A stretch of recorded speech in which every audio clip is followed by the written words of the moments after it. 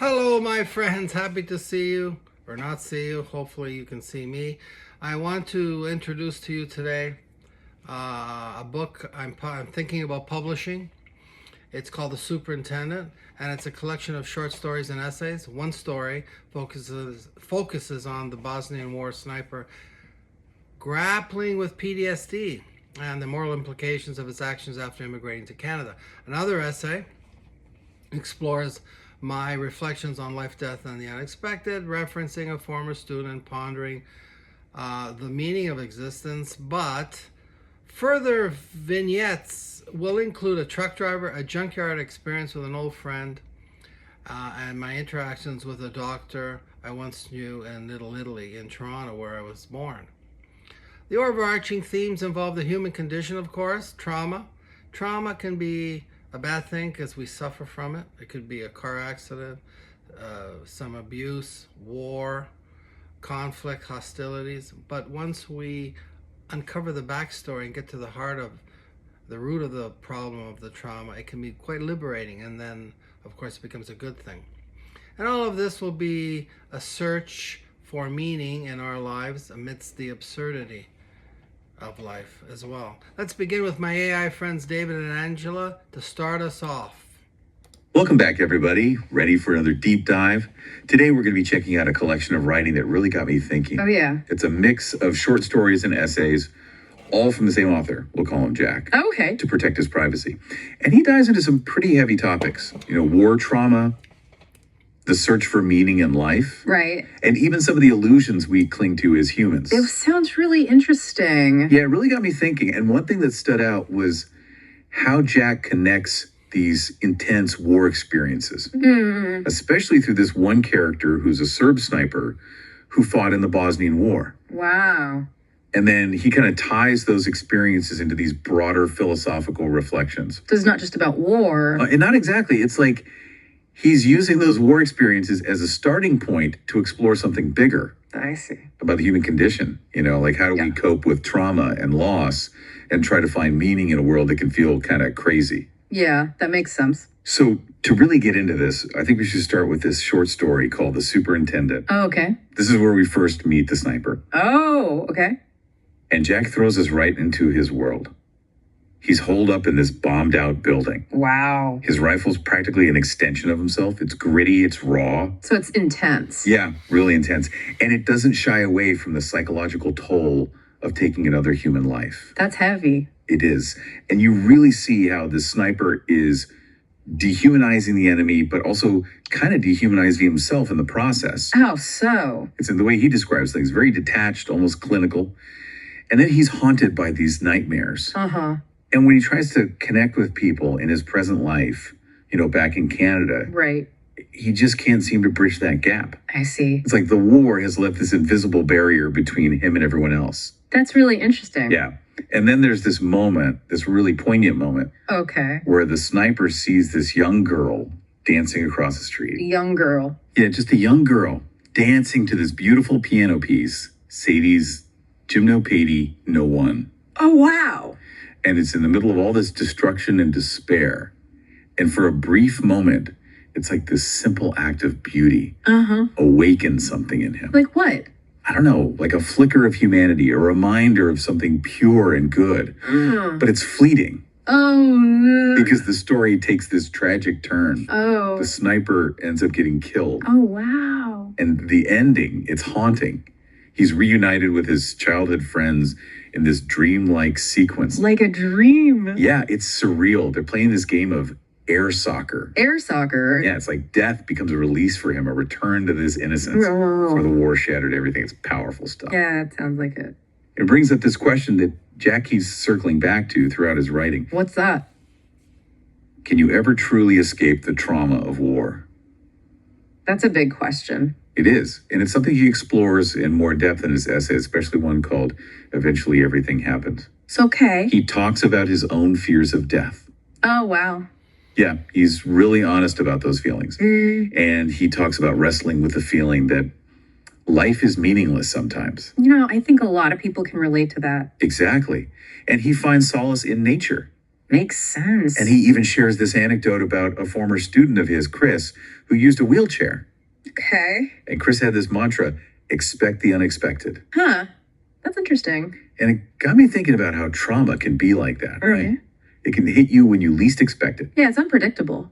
And it can completely throw you off course. Makes sense. And Jack doesn't shy away from the fact that sometimes our ways of coping with that trauma can be kind of messed up.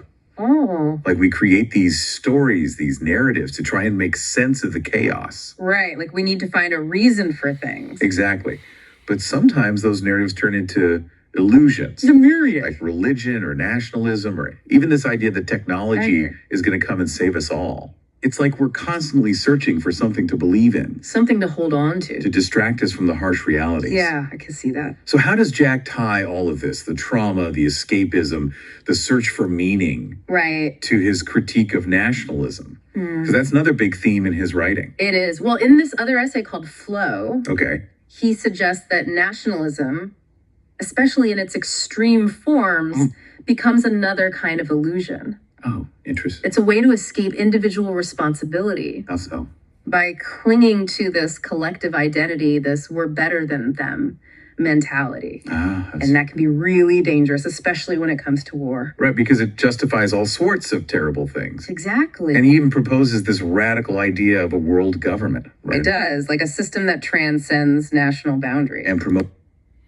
Now, what I'm talking about now is, of course, a way to form an international body or institution, something like the United Nations, but all the countries have to participate and create the economic will for the flow of goods and services to make sure everyone receives them in an equitable way.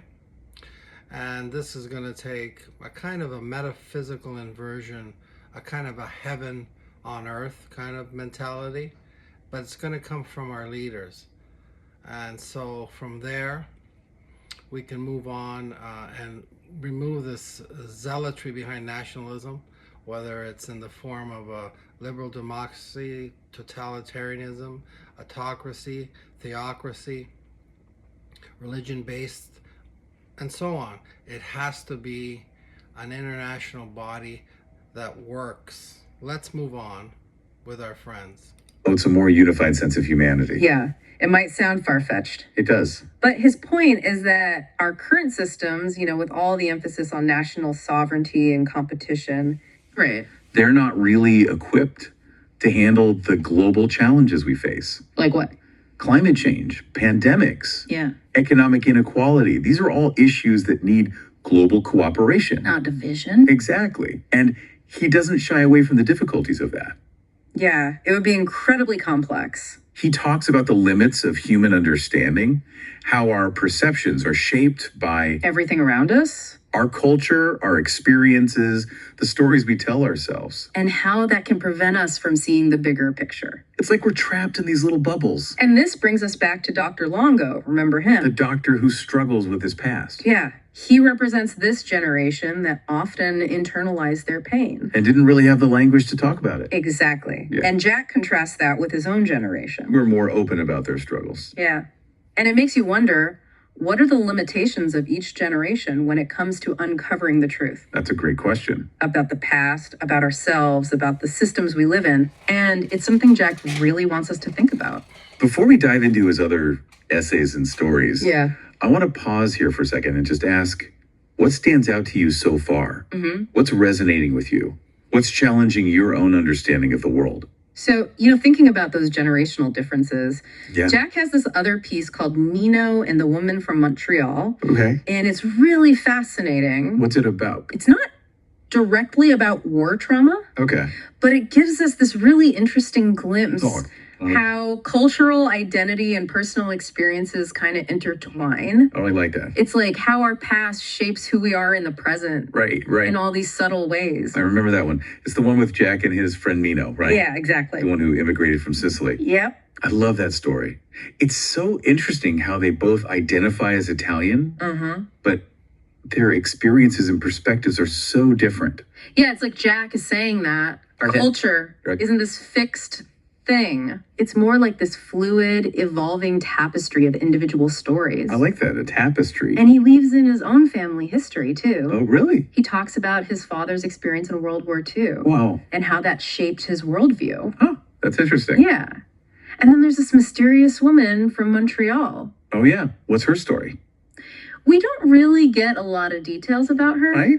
But she seems to represent this longing for something more Like what? connection, meaning, Okay. something beyond the everyday. And what happens to her? Well, the story ends without a clear resolution. Oh, really? Yeah, we're left wondering what happens to Nino and the woman. Uh-huh.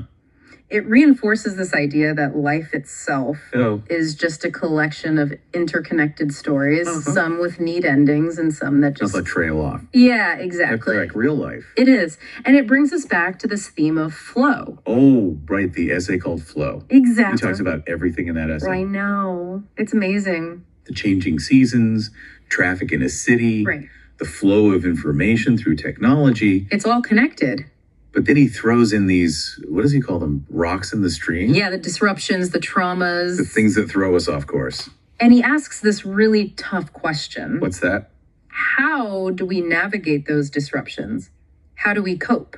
Yeah, what does he say? He explores all sorts of different coping mechanisms. Like what? Religion, philosophy, technology. Right, right. But ultimately, I think he's saying that true resilience Okay. comes from facing those challenges head on. Not running away from them. Exactly. Yeah. He uses this metaphor of a river Oh, yeah. to describe how we can learn to move with the current Adapt to the obstacle. and find a new path forward. I like that metaphor. It's powerful, but he also keeps coming back to this idea that Yeah. human understanding is limited. In what way? Our perceptions are shaped by our experiences. Our cultures, the stories we tell ourselves, And sometimes those narratives can hold us back. prevent us from seeing the bigger picture. Exactly. It's like with Dr. Longo. Oh, wow. He's so stuck in the past. Trapped in his own narrative. And Jack contrasts that with his own generation, Right. who are more willing to question things, to challenge the status quo. It's like Jack is encouraging us to To look, break free from those inherited narratives to look for truth beyond the surface, and to find ways to bridge those generational divides. to learn from each other's experiences. Exactly. And this idea of confronting uncomfortable truths, Yeah. it really comes through in Jack's critique of nationalism. Oh, yeah. He doesn't hold back at all. He points out how easily it can be To manipulated, justify violence and division. especially in war. It's sobering It is. It makes you realize how easily we can be swayed, by those in power who exploit our fears and insecurities. to get what they want. And Jack doesn't just critique, he offers alternatives. Like what? He proposes this radical idea of a world government A system that transcends national boundaries. and prioritizes the well-being of humanity as a whole. It's a bold vision. It is. He acknowledges that it would be incredibly complex. But he's saying that our current systems, Yeah. with all their emphasis on national sovereignty, And competition, they're just not equipped to handle the global challenges we face. like climate change. Pandemics, economic inequality, These are issues that demand cooperation. not division. Exactly. And he also talks about technology. Oh, right. How does that fit in? He suggests that technology, while it has incredible potential, Right. it can also make these problems worse. If we're not careful. He talks Okay, what I mean by technology, of course, is science and technology, innovation, artificial intelligence, and the algorithms behind machine learning and so on. They're already here, and they're going to be part of the fabric of society and the way we think and do things now and in the near future. Let's move on. talks about the erosion of privacy, The spread of misinformation the ways technology can create new forms of dependence. and alienation It's like he's urging us to be mindful, of how we use technology to make sure it serves humanity. and not the other way around. Right. But he doesn't just focus on the big systemic stuff. He brings it back to the individual level, too. To the search for meaning in a world that can feel chaotic, absurd. Eventually, everything happens. Yeah. He really grapples with those big existential questions. Death, the search for truth.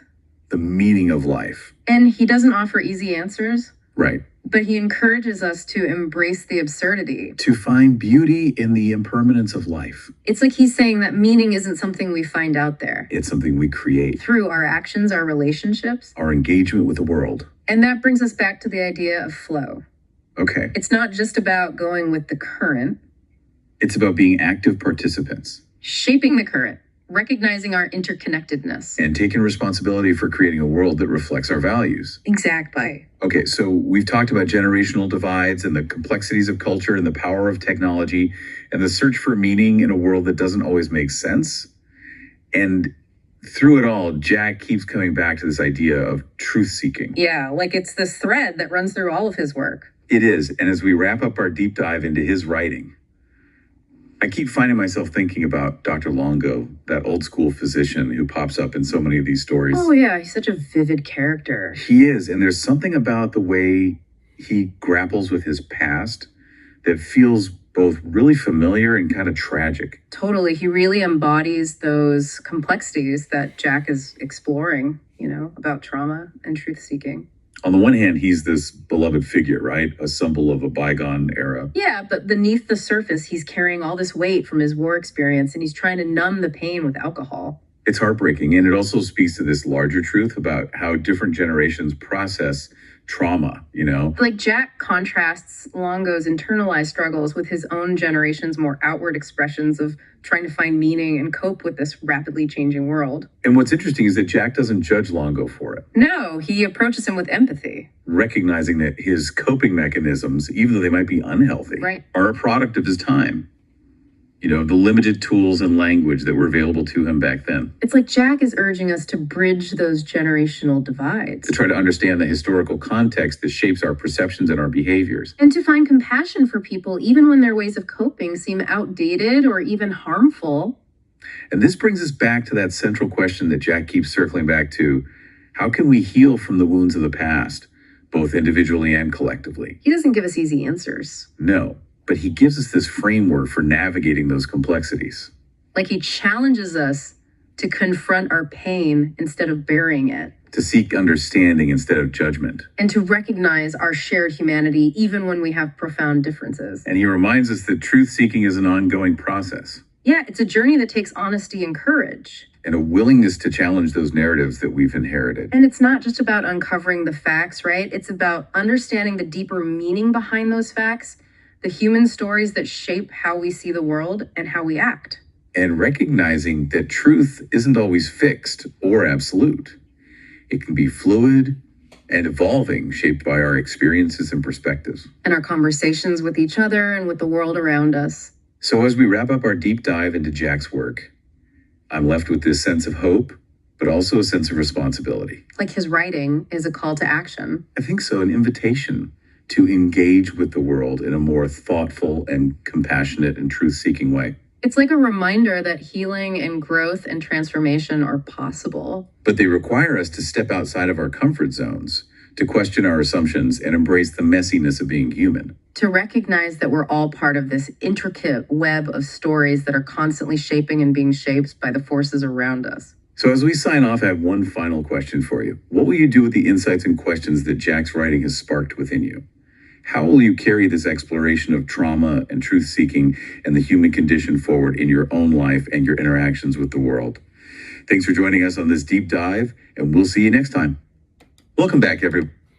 Well, welcome back, and I'm going to have to say goodbye. I hope that in your own life, there is a magical transformation of your emotions from one of struggle to one of liberation and happiness. I am thinking about publishing this in a ebook or paperback version, probably entitled The Superintendent, and a subtitle of a collection of short stories and essays. And hope to see you soon again. Bye-bye.